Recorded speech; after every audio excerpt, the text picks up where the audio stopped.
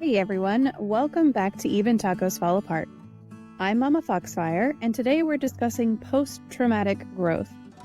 I know we've heard about trauma, we've talked about trauma and the hard stuff life throws at us, but this conversation is going to focus on what happens after we've been knocked down, when we start to pick up the pieces and grow in ways we didn't expect.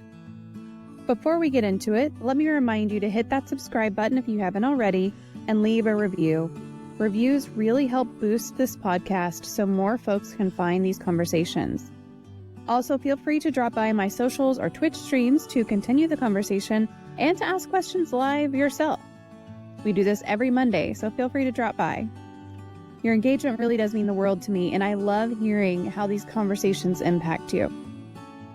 Today's guest is Joanne Greene. Joanne is a powerhouse, an author, podcaster, and someone who's been through some really tough situations. She's not just talking about trauma from an academic perspective, she's lived through it. In this episode, she'll be sharing her personal experience with a major car accident that left her with life-threatening injuries and a long road to recovery. But what's incredible is how she turned that traumatic event into something that shaped her into a stronger, more resilient version of herself. And that's what post-traumatic growth is all about. It's the idea that after you experience something traumatic, instead of staying stuck in the pain, you find ways to rebuild yourself mentally, emotionally, and sometimes even physically, in ways you might not have thought possible. It's not about sugarcoating anything or pretending the trauma didn't happen. It's about acknowledging the mess, going through it, and coming out on the other side a little bit tougher and a little bit wiser. This isn't a conversation about getting over trauma. There is no just move on here. It's about how life's hardest moments change us, and in some cases even help us grow. We're going to talk about how things like grief, loss, or physical injury can shake up everything, but they don't have to define us forever. Instead, they can spark a kind of personal evolution if we let them. Joanne's story is powerful, but it's also real. She didn't just bounce back overnight. There were days of pain, frustration, and plenty of setbacks. But through it all, she found ways to heal and grow. And she's here to share what she learned about resilience, the importance of community, and how to create space for growth, even when everything feels like it's falling apart.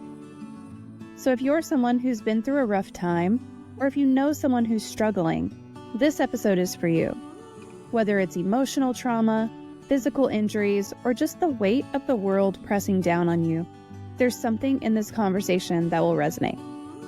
And remember, you don't have to be perfect or have it all figured out to start growing.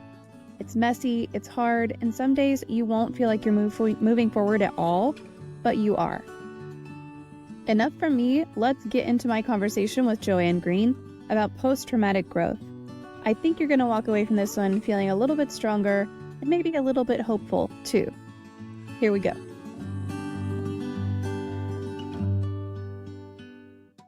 There we go. Hello, everyone. Welcome to another Mental Health Monday here on Even Tacos Fall Apart. I am very excited to be back from vacation, first of all, and second of all, back to you guys and doing these Mental Health Mondays. So thank you for letting me take a week off and go have some good family times. It was really refreshing and very much needed.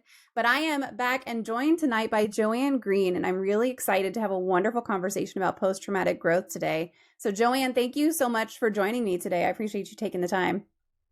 It's a privilege. Thank you. I am going to go ahead and open up a question queue. If you are here live, and I see you, hello. If you are here live and you have any questions for our guests, feel free to pop them into the chat. If you're on Twitch, use !, the letter Q, and follow it with your question.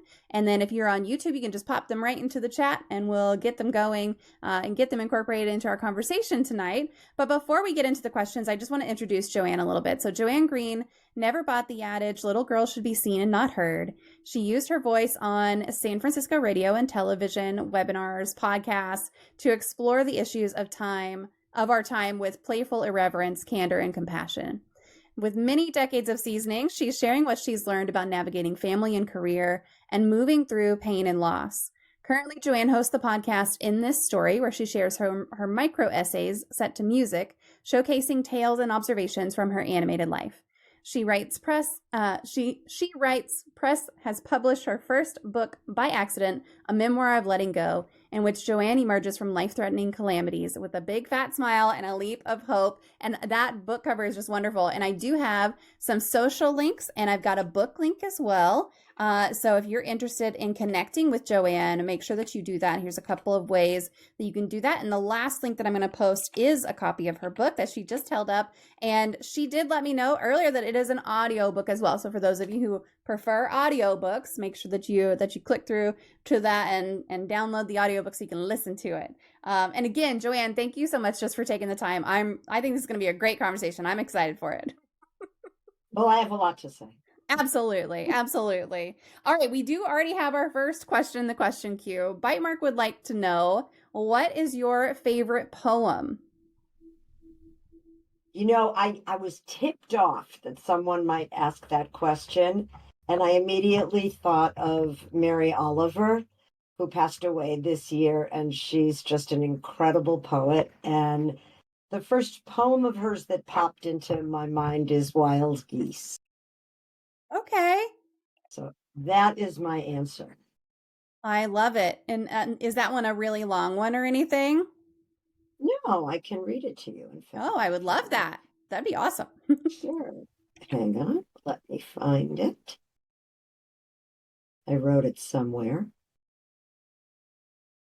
That would not be where.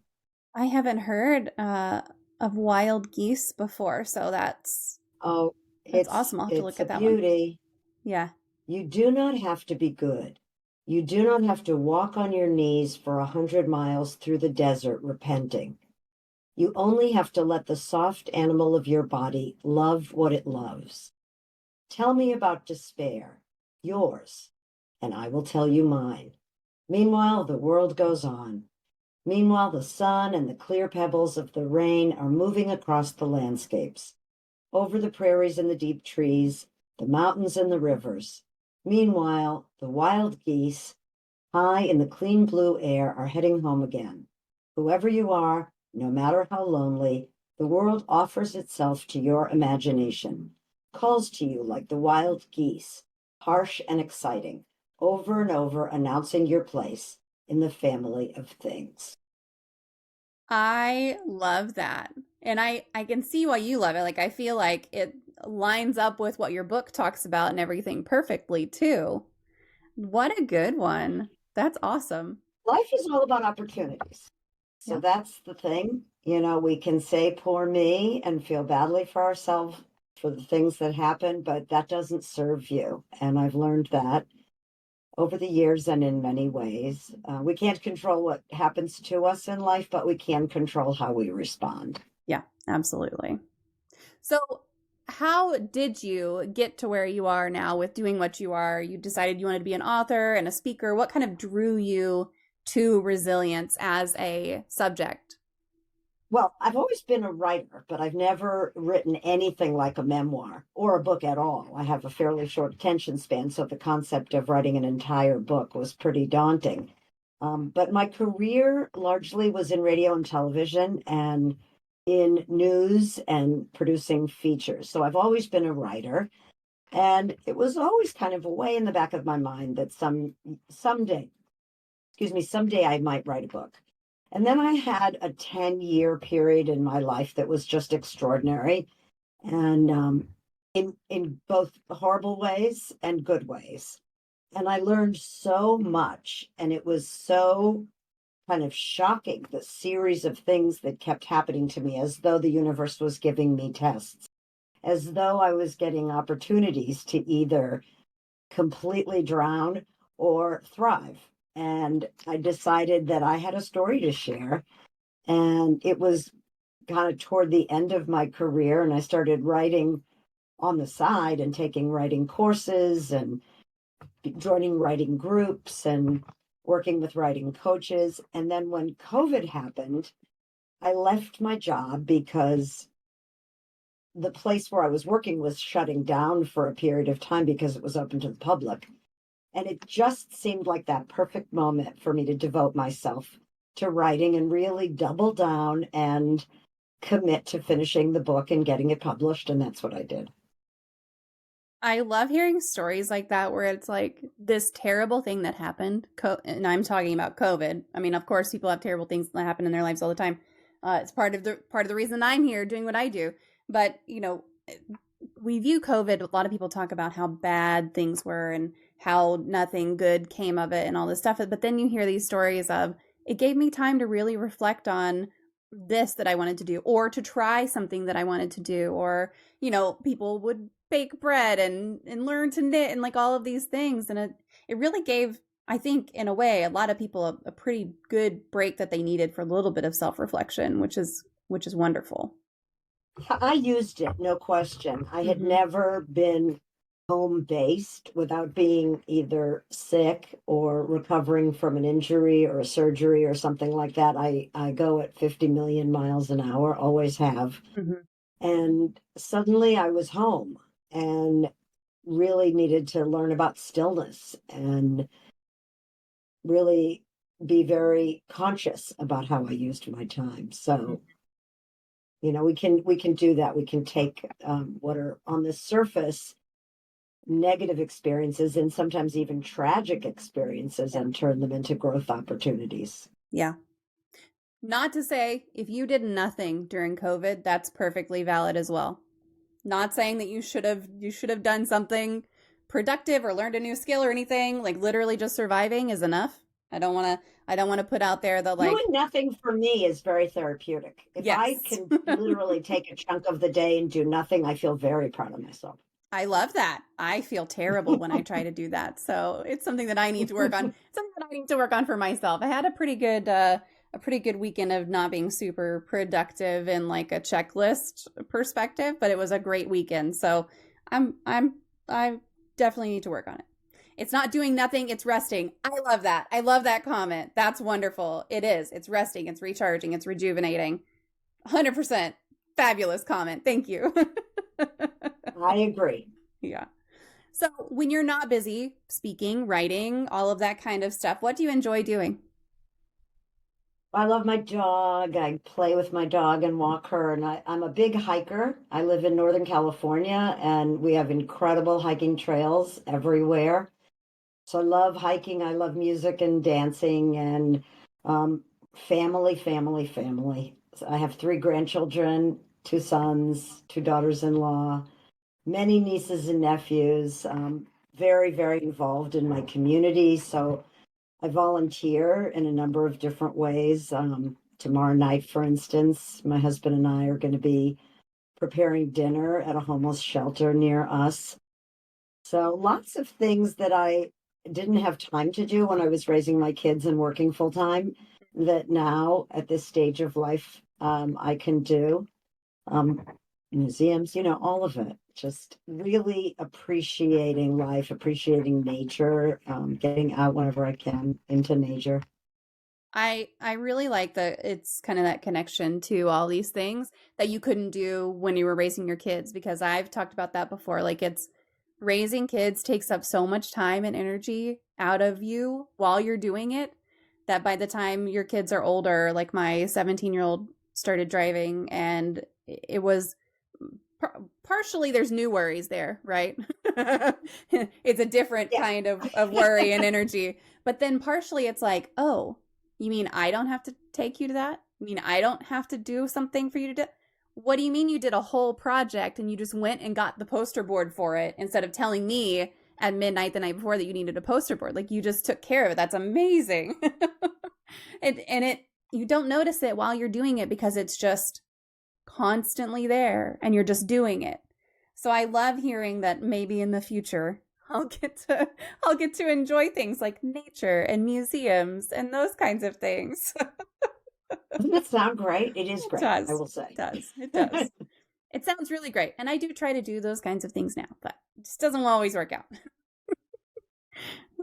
So do you have any podcasts that you're listening to right now or that you feel like other people should listen to more or give a chance? Yeah, I love I love podcasts. And, I'm an old radio person. I worked in radio for 25 years, and podcasts are radio on demand. It's, you can listen to what you want when you want.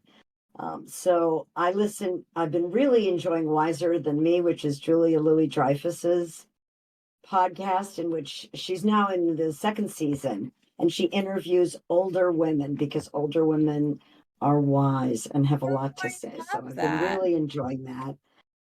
I listen to Pod Save America, which is hosted by some former speechwriters for President Obama. The Daily, which is a New York Times podcast, and the Ezra Klein Show. What else? For Heaven's Sake, which is giving me some perspective on what's going on in the Middle East right now from scholars at the Shalom Hartman Institute. So a real wide range. Yeah, that is a wide range. That's a lot of good recommendations right there. I've heard of some of them. I haven't heard of all of them. So tell me a little more about For Heaven's Sake. What is that one? So the Shalom Hartman Institute it's essentially a think tank, both in Israel and in North America. They have a whole North American presence as well. So it's usually about a wide range of topics, but since the war began a couple of 100 days ago plus, they're doing a daily count. It's really about that. And so it's been quite interesting to get the perspective of some scholars. Yeah. That's really who's talking on that podcast. And then I have a podcast, but mine is short. They're 4 or 5 minutes in length and sometimes funny, always authentic, genuine, my observations, and they are about all kinds of things. So it's called In This Story with Joanne Greene. I love that. I'm gonna grab a link. I should have grabbed a link for yours earlier and had it along with your book, but I totally spaced on that. So let me grab No grab problem. that It's on all one. the podcast platforms. In This Story. Yeah. Oh, and it's on your website also. But let me grab it. Yeah, let me grab it here too. And I'll just I'll post this one for you. For sure. All right, y'all go check out that podcast for sure. And as a podcaster, I can tell you anything you do to click buttons or type things helps tremendously. So like it, subscribe to it, leave a comment. Even if the comment is, hey, just leave a comment. Anything helps. So y'all go do that favor for me, and it'll do a favor for Joanne as well. Thank you. Absolutely.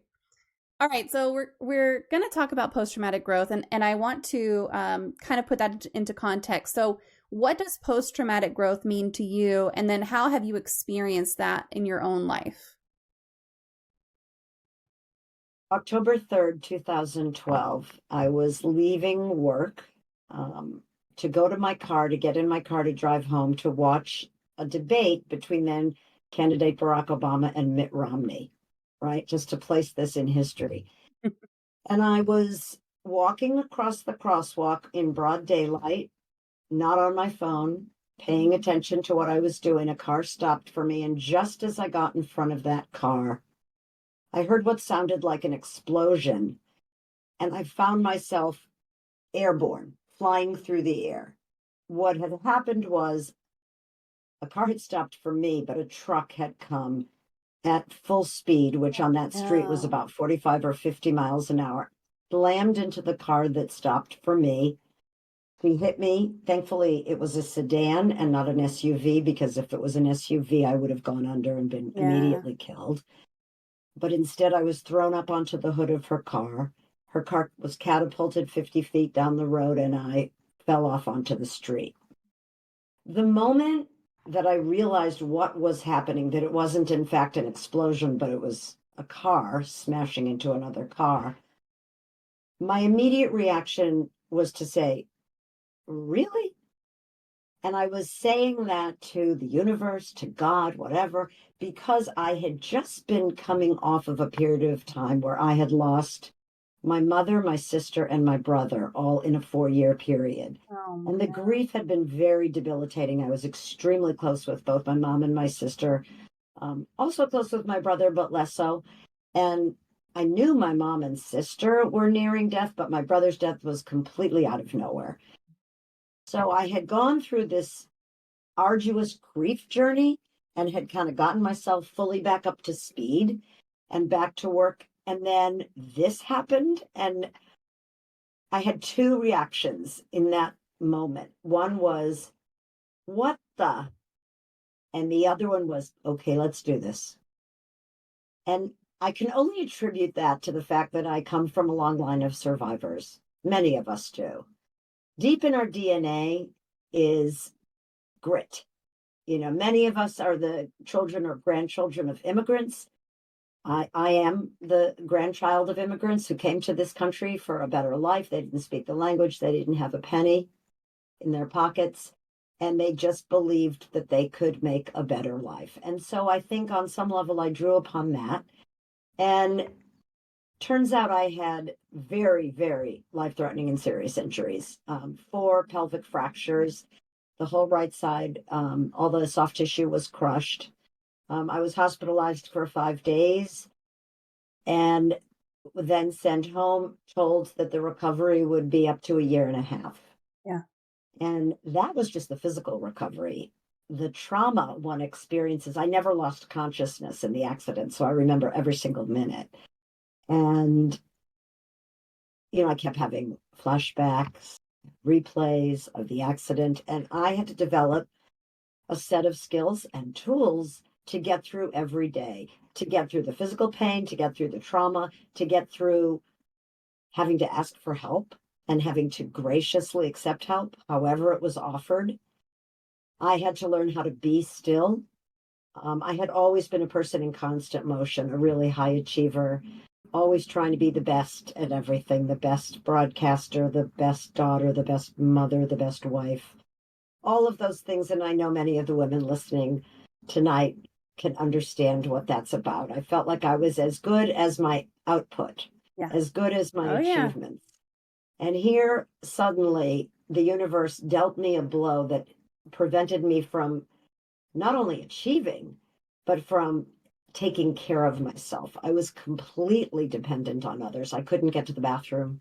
I couldn't prepare food. I couldn't do anything. So I decided that this was an opportunity. In a sense, it was just how I saved myself. And I developed some skills that I later learned are applicable when anything happens to you. And I wrote the book to share those. Yeah. So well, first of all, I knew I was going to get this comment because you're talking about all these things, right? And being a high achiever and your productivity equals your worth kind of feeling. And sure enough, Bite Mark says, sounds like mama. And it's not wrong. It's not wrong. I am very much that way. Like you talk about gold star motivation. My therapist one time brought in a package of gold star stickers and was like, is this what you need? Do we need to create a gold star system? And I was like, no, but give me one of those. So yeah, I fully get that. And having had surgery on both hands at one time, where I also could not do many of those things. I couldn't cook. I couldn't even open doors. Like I could do nothing.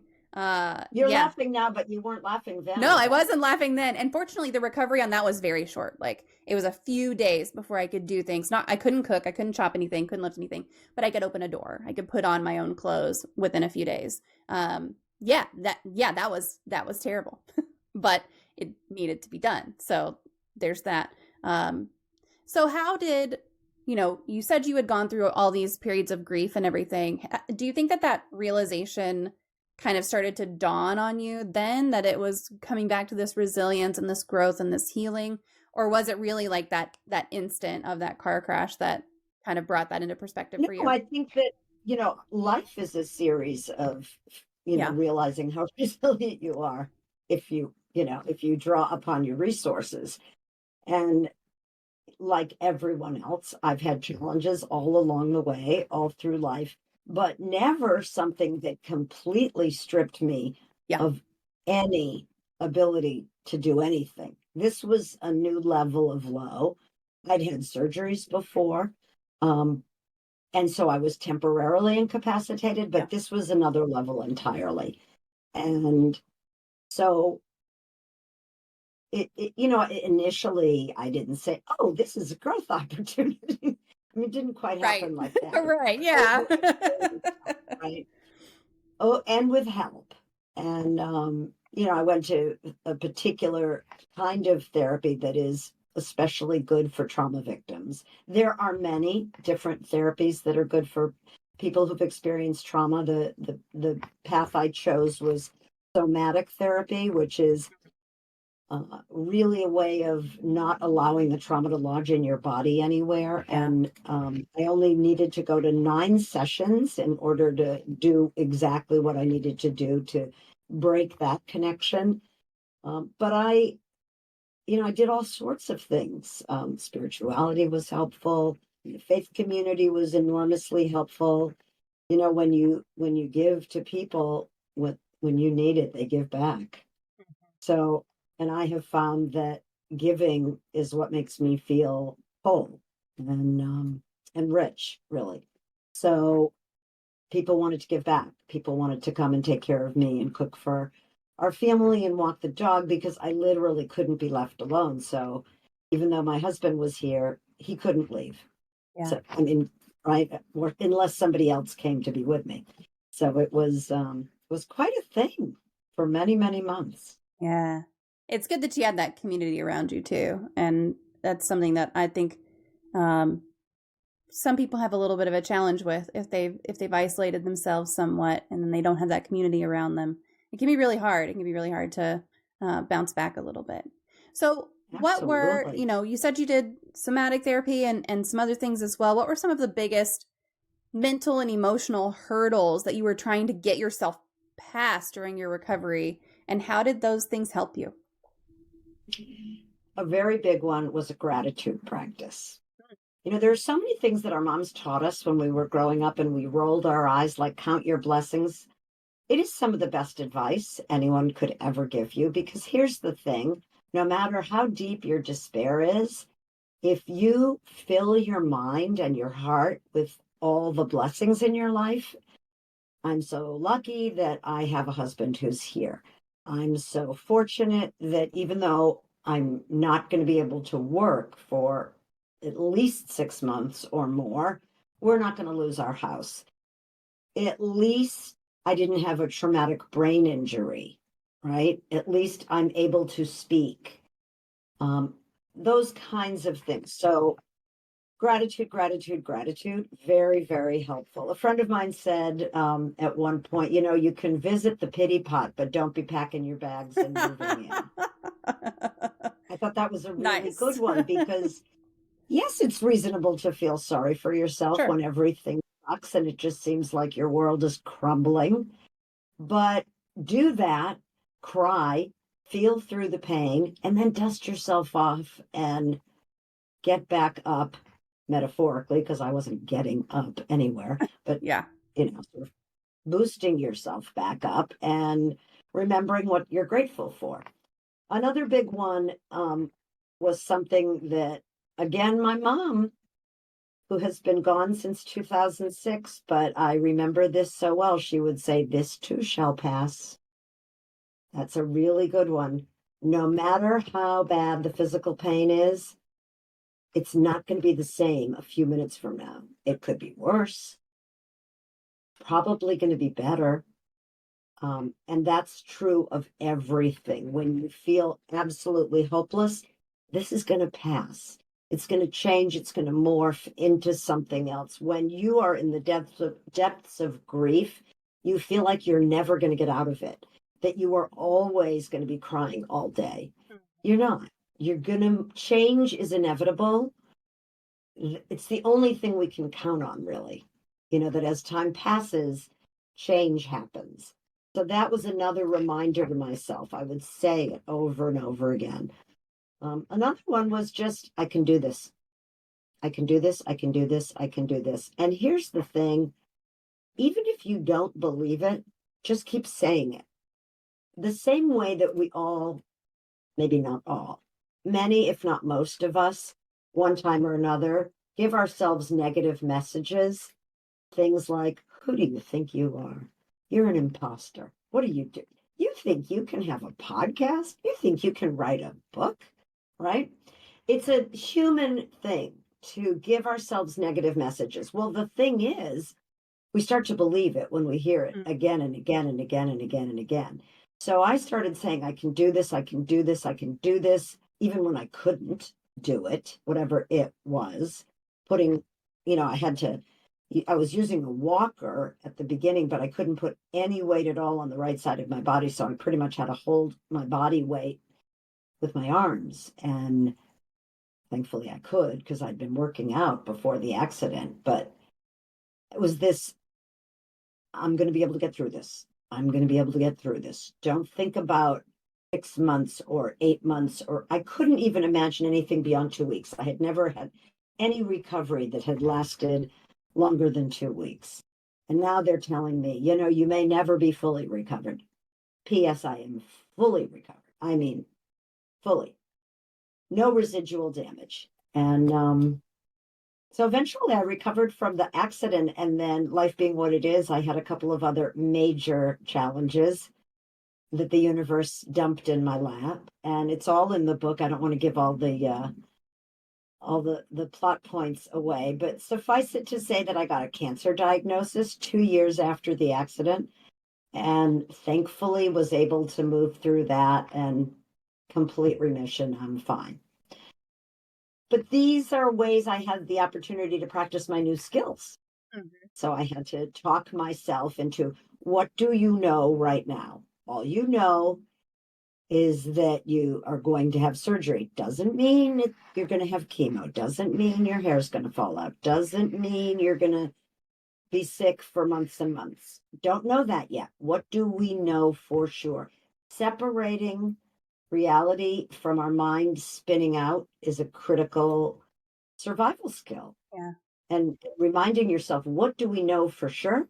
And what am I speculating? Yeah. I have a dear friend who uses a mantra whenever she's kind of visiting that pity pot, right? She'll say, yeah, like, yeah, things are bad, yeah, things suck right now, but I can walk, I can talk, and I can use my mind. And she says if any of those three things fail, that she'll have to revisit. But it's one of those things that's like, okay, things are bad. Can you still handle basics? And if you can't handle basics, what can you do? Like find the little ways to acknowledge that things aren't, it's not the end of the world for you right now, this moment, and that it's going to be okay. Right. And now I look at all diagnoses as, is it not even, is it curable? Is it treatable? Is it treatable? Yeah. That's my new question. Yeah. Yeah. So you went through a lot of these different types of trauma and a lot of different types of growth and recovery. What are some common misconceptions either you had about trauma and recovery or that you've heard from other people along the way? PTSD, which is post-traumatic stress disorder, is not inevitable. You do not have to have it just because you've been in a traumatic incident. There are things you can do, and having an appropriate response to trauma is not a disorder. So PTSD is actually a disorder, very different. Yes, if you've had a trauma, you're going to have all sorts of responses because our nervous systems are very sensitive. And when you've been in a situation where you absolutely knew that you might not make it through alive, that's going to do some damage that you are going to have to deal with. So PTSD is not inevitable. That's a big one. You can just become a better person and continue to grow, even though really difficult things happen to you. I made it a point to write down ways in which, it's like, what was I learning? And it's in the book. There's like a place where I go through it because I wrote them down by hand and scotch taped them up inside of my medicine cabinet. So every time I open my medicine cabinet, I see these things. And here are some of them. I feel more comfortable and safer at an adjusted pace. I was someone that moved really quickly. I don't need to rush through life. I can take my time. It's not just about how much I accomplish in a day, and this one's for you, Mama, but how I do what I do that matters. I never regret taking time to spread joy. I must accept that people are different than me with varying needs for intimacy and privacy. Some people who I counted amongst my closest people did not show up because it's just not what they do. It makes them uncomfortable. Seeing me that broken was too hard. I had to deal with that. While I don't want to be known as the woman who had that terrible accident, I don't mind being known as the woman whose positive attitude carried her through. And another one was, good health is neither a given nor a right. Each pain-free moment is an amazing miracle. My job is to continue to feel gratitude and carefully consider what I'm going to do with the precious time I have. So those are all things that I learned from the experience. Which I don't love think people those. tell you. Yeah. Well, I don't think a lot of people take the time to write it down either. Like, Well, if you think it, write it down, because you need to remember those things. yep. I mean, those are things I don't want to forget.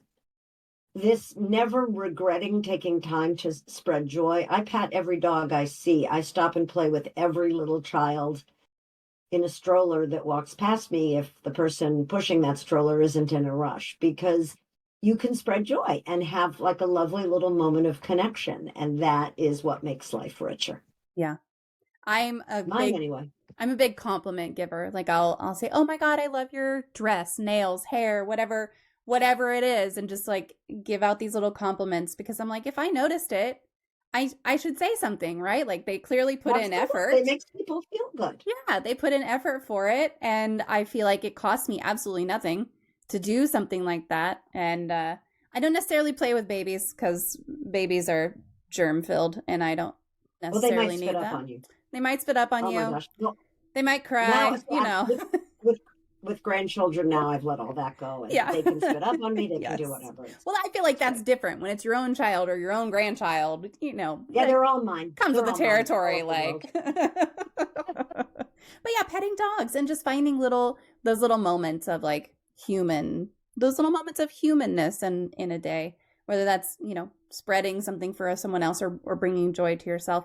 But yeah, I think a lot of people they might learn these lessons, but a lot of people don't take time to either write them down or acknowledge them aloud or in writing or something like that. And I feel like, and maybe you can talk about a little bit, was that important for you to write those things down Absolutely. and acknowledge them? Yeah, I'm the sole surviving member of my original family, and my sister and brother, who've both passed away, have children and grandchildren. And so I feel like I have even a greater responsibility to teach and to be a role model for how to move through life. And, while I'm not a teacher per se by profession, I feel like in some ways I want to be a guide or a coach. Not officially, I don't have a certification or anything like that, Yeah. but I find that a lot of people who are younger than me come to me and ask for advice, and I feel like it's something I've managed to accumulate is some wisdom over the years. Do you know how old I am? How old do you think I am? Oh no, I never guess. I'll say 40. That's it. That's all I'll say.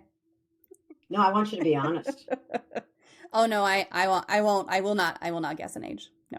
I'm 70. Wow. Okay. All right. I am, and I love it. I'm happier at 70 than I've ever been before. Yeah. That's good. I mean, that's a great thing to be able to look back and reflect on too.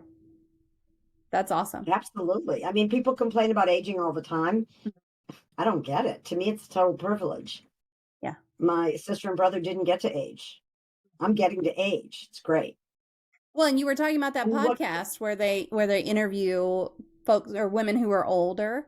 I think that's really important to kind of, you're kind of circling back to it a little bit, to say like you've got all these people coming to you because you have all this life experience and all these things that you've been through, and just being willing to share it, I think, is something that's really really nice.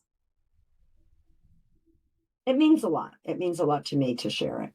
Yeah. So when it comes to recovery and growth, you've talked a little bit about, your community that supported you and the faith community. If you had to kind of pin down, like, what role did your support system play, what would you say?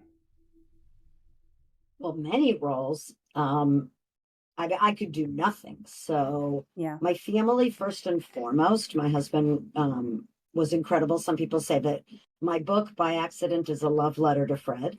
Oh, And because I didn't mean it to be a love letter to Fred, but in fact, he didn't have any experience taking care of someone, and he completely rose to the occasion, and we grew together. We became closer through the experience, and this week we're celebrating our 44th wedding anniversary. congratulations.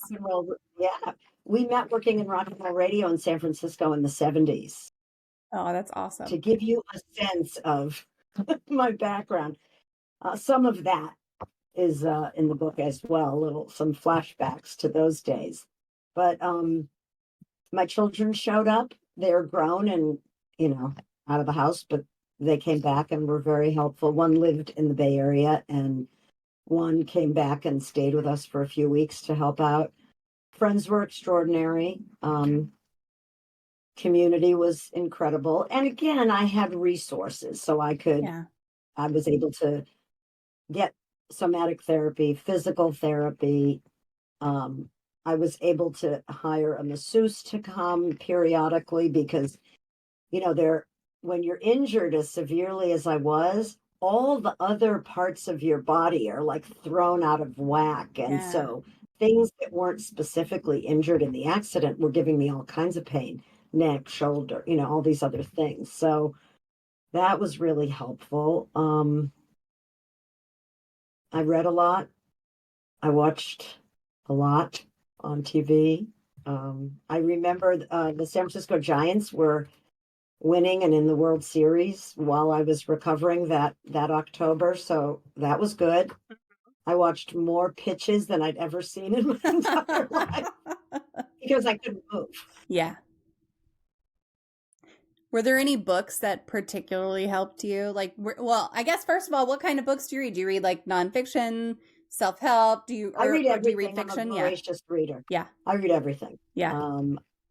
I read constantly. It was hard to read. I'll admit it. It was very hard to read at the beginning. First of all, I couldn't even really hold a book. Yeah.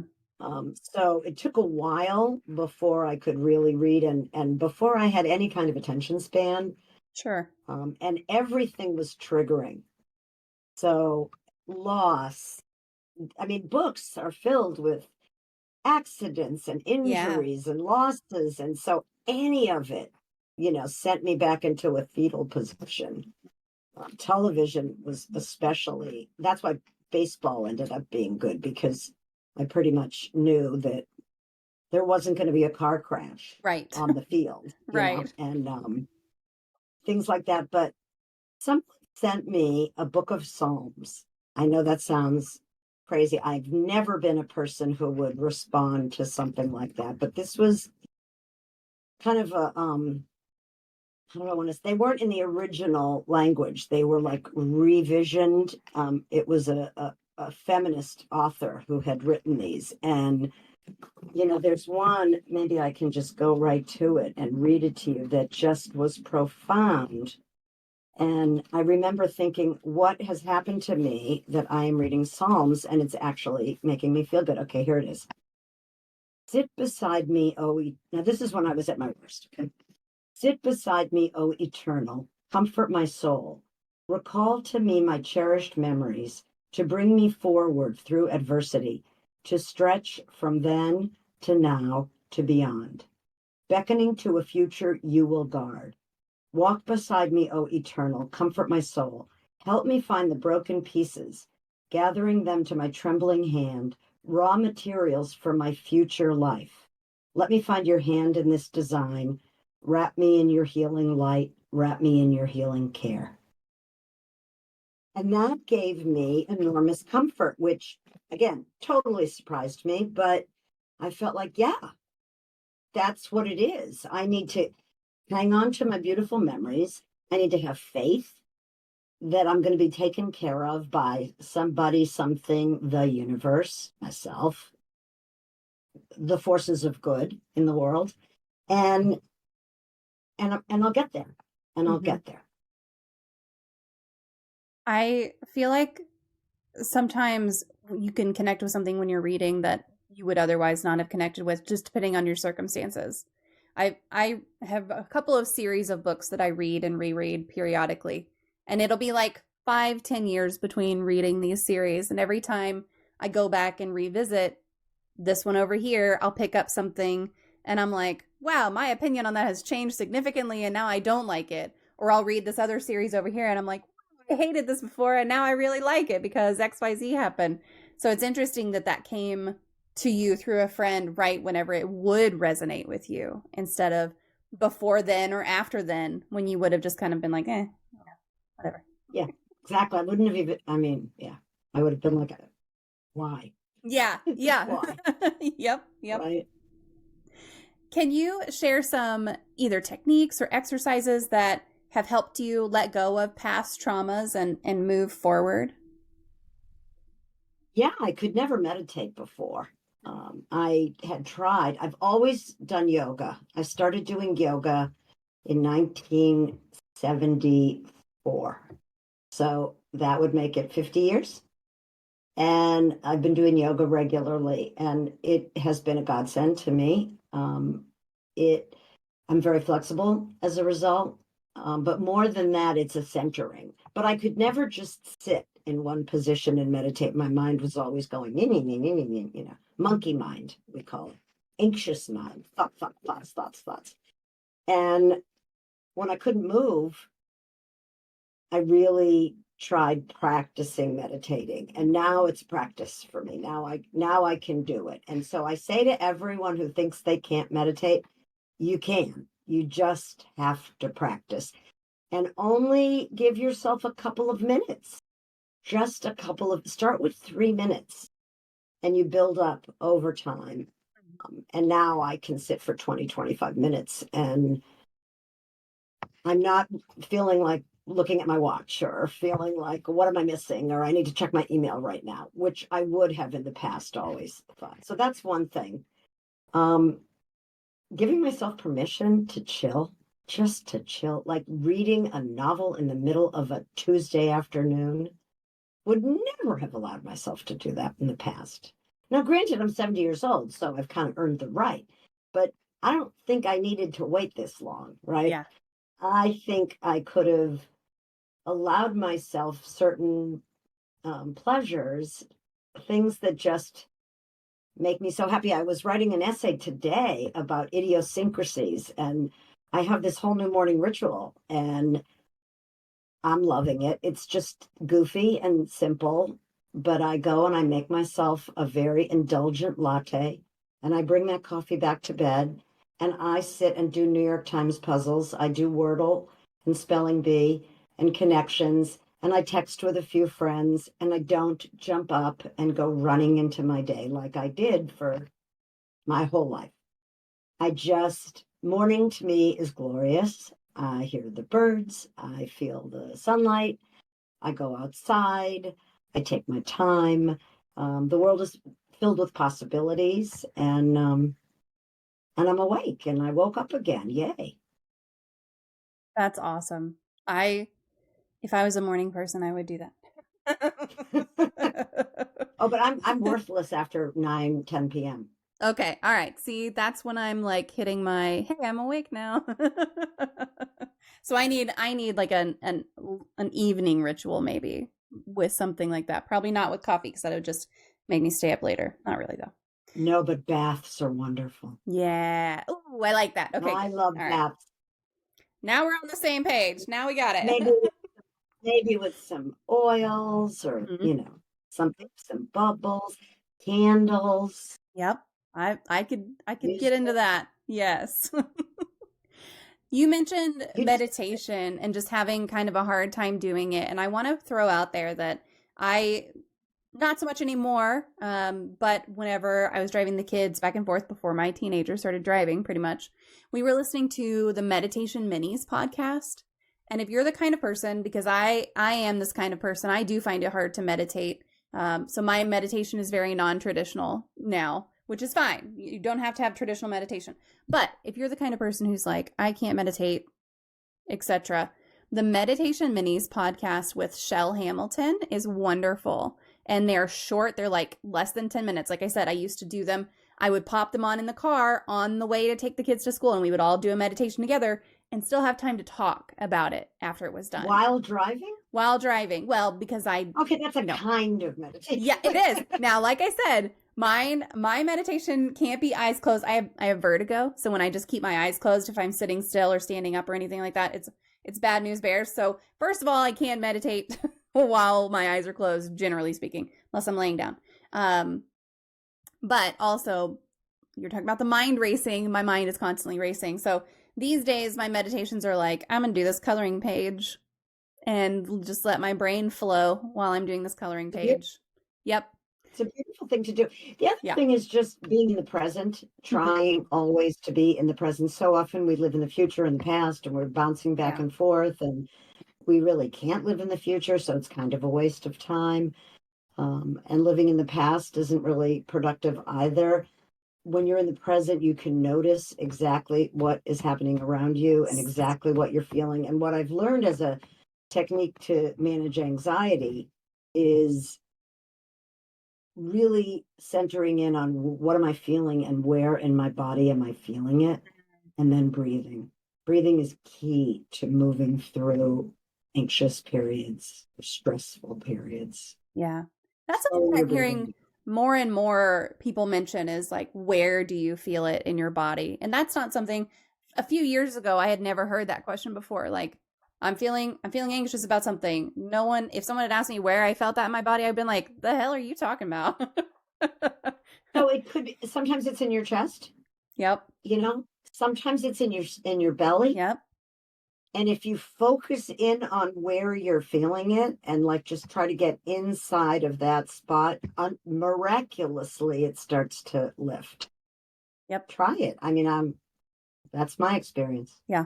I love it.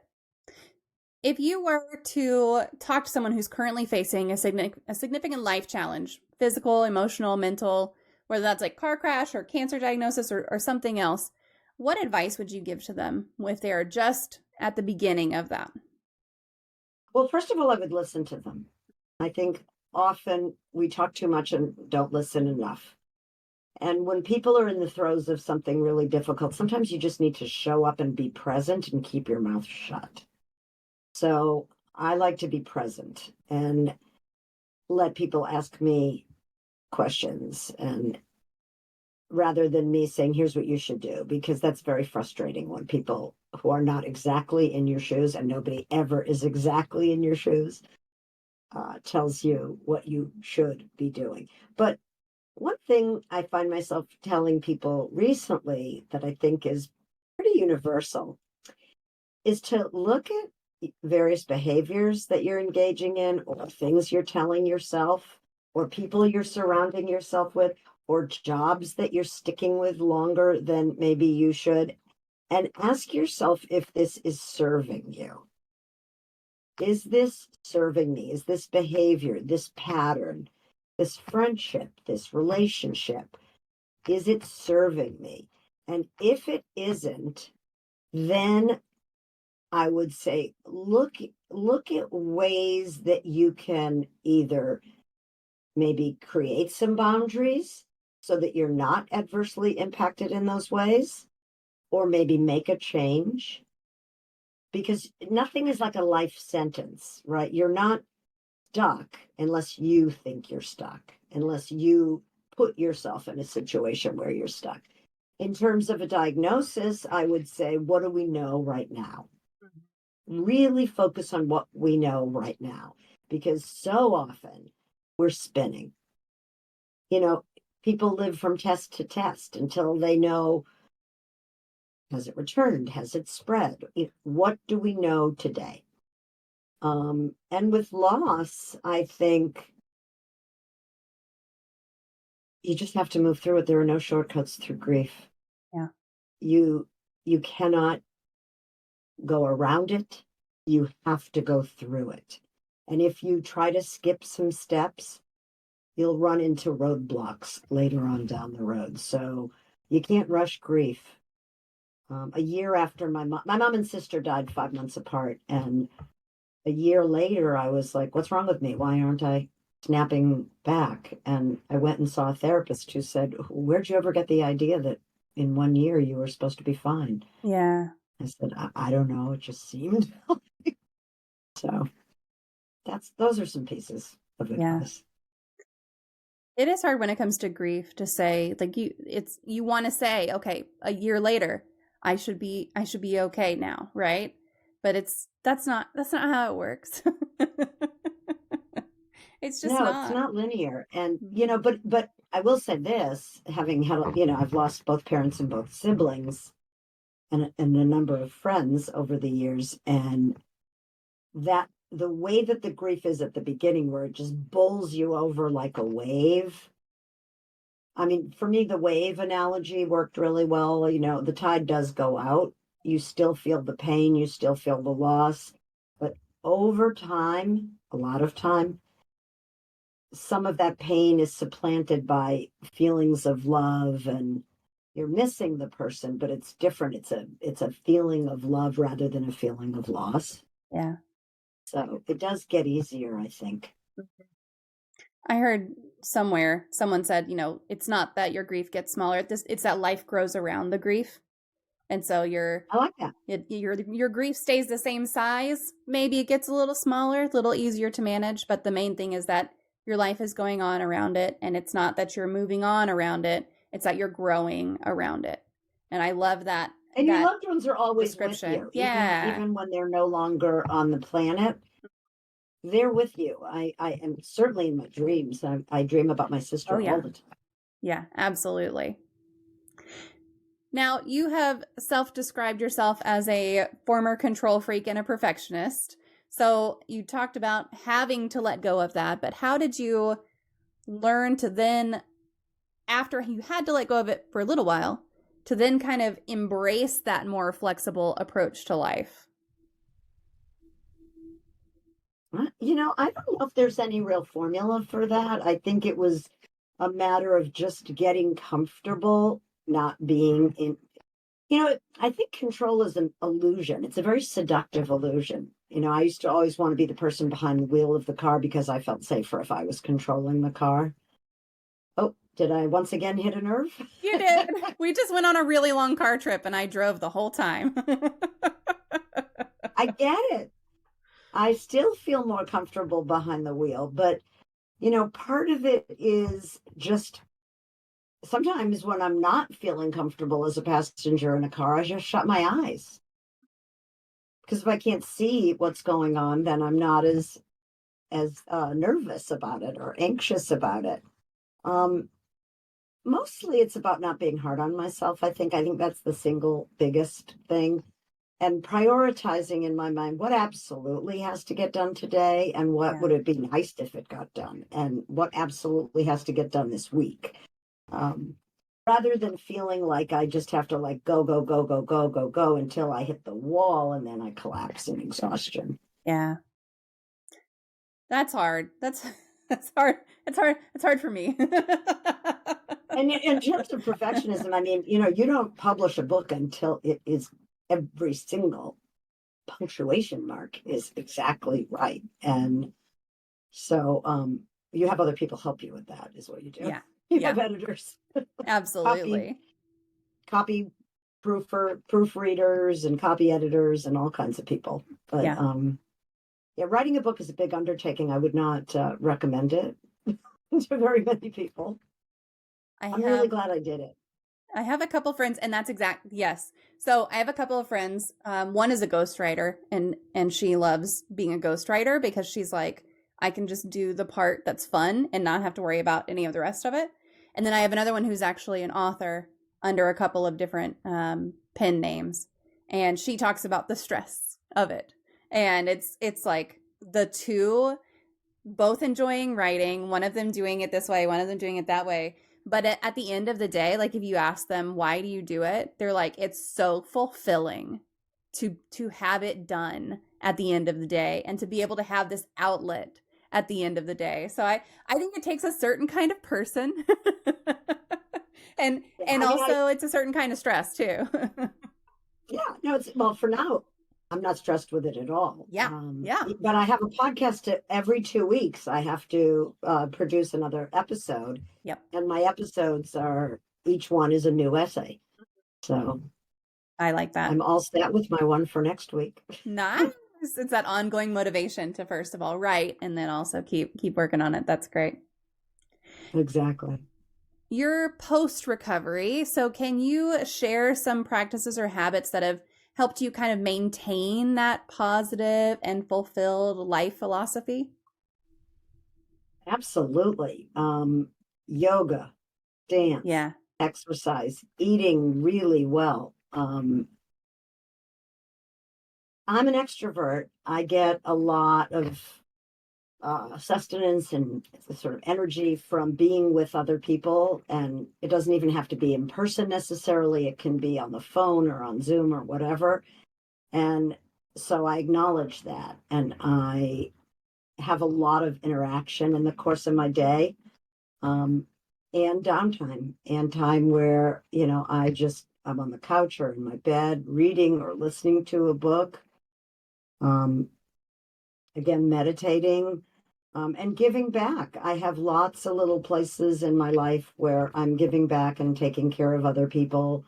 It was something I vowed I would carve out time for in my future to show up for people the way people showed up for me. Oh, that's great. I love singing and dancing, and I go for long walks and I try to notice plants that weren't there yesterday and just really paying attention to what is around me. And appreciating it. Yeah. I mean, all those are great. And being a grandma. Aw. Well, I wasn't a grandma when all this started. Yeah. So the epilogue of my book was written after my granddaughter is born. And life is very different from that point on. I see myself very differently. I have a different role in the universe as a grandma than I did before. Yeah. That's awesome.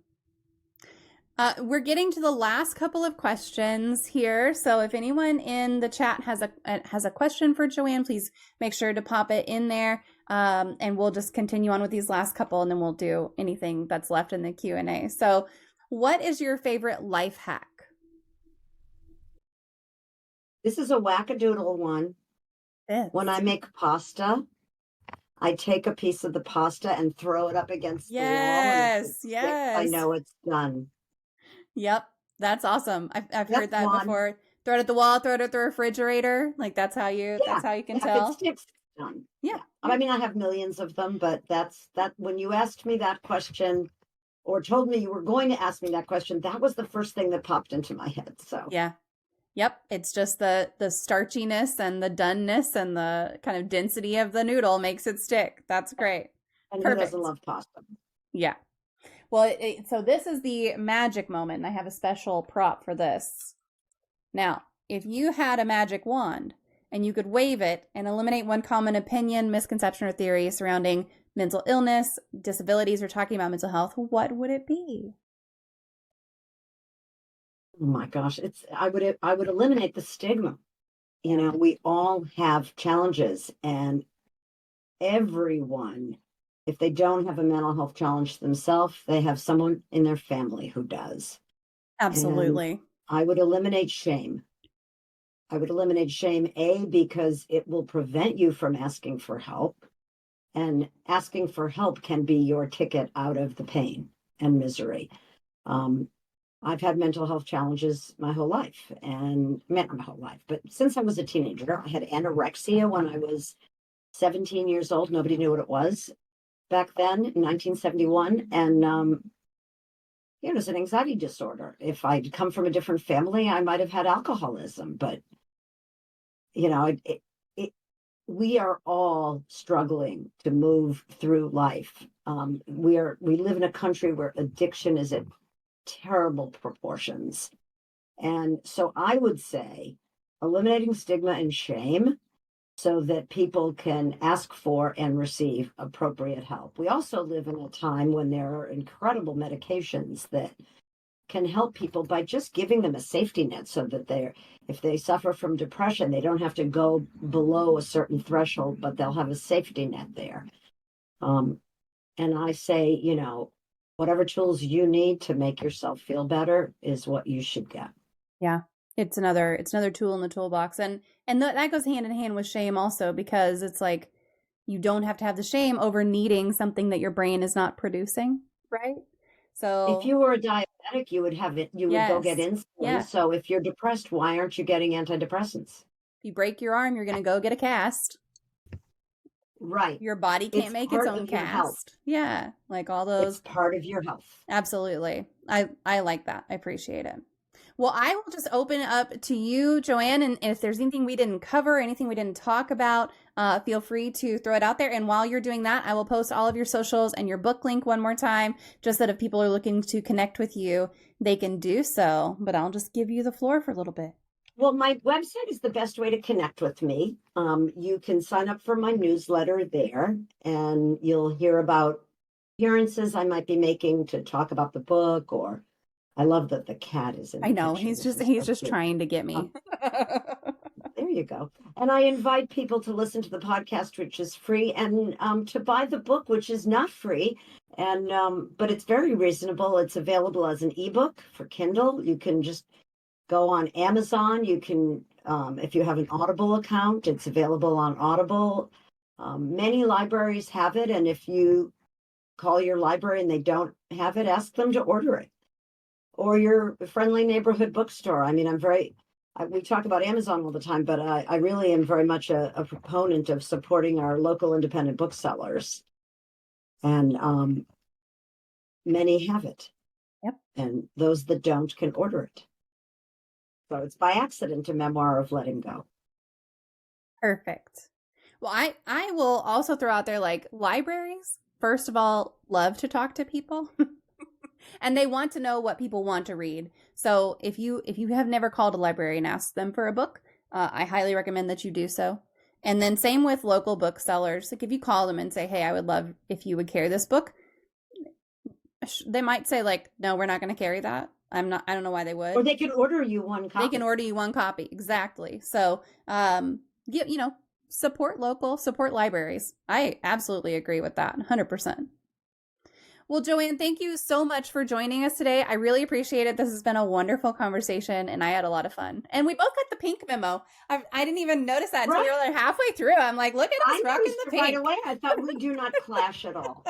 It's perfect. It's wonderful. I love colors, so it's all in there. But thank you so much. This was a blast. You are very welcome, and best to you and to all of your listeners. Absolutely. And that's a wrap for today's episode. I hope y'all found Joanne's story powerful and inspiring. Her journey through trauma, recovery, and growth is a reminder that even when life knocks us down in the most brutal of ways, we can find things that help us keep moving forward, step by step and day by day. What I really loved about our conversation was how honest and real Joanne was about the process. Healing isn't clean or simple, and it doesn't come with a roadmap. There's no skipping the hard parts, there's no fast track to being okay. But as we heard from Joanne, there are ways to turn those hard moments into something more, something that can actually push us toward growth. Whether it's finding a support system, getting help through therapy, or just learning to take a breath and be still. There's power in how we choose to respond. We all face tough situations at some point, whether that's grief, trauma, or just life throwing us a curveball. Joanne's story shows that while we can't always control what happens to us, we do have a say in how we pick ourselves back up. Maybe you're going through something right now and you're not sure how you're ever going to get to the other side. If nothing else, I hope this episode gives you a little hope that growth is possible, even if you can't see it yet. You're stronger than you think, and it's okay to take your time. If today's episode resonated with you, I would love to hear about it. Drop a comment wherever you're listening, send me a message, or hit me up on social media. Don't forget to subscribe, like, and leave a review if you haven't already. Your feedback helps this podcast grow and reach more people. And it also means a lot to me personally in terms of motivation to keep these coming. I'm here for the real, raw conversation, and your support is what makes that happen. Also, if you know someone who could use a little extra encouragement today, share this episode with them. You never know who might need to hear Joanne's words about resilience and growth. Thanks again for hanging out with me today. I'm always grateful to have this space to connect with all y'all and to share stories like Joanne's that remind us that we're not alone in this messy, chaotic journey of life. Until next time, take care of yourselves, be kind to one another, and remember, growth is always possible, even when it feels like everything is falling apart. I will catch you all in the next episode.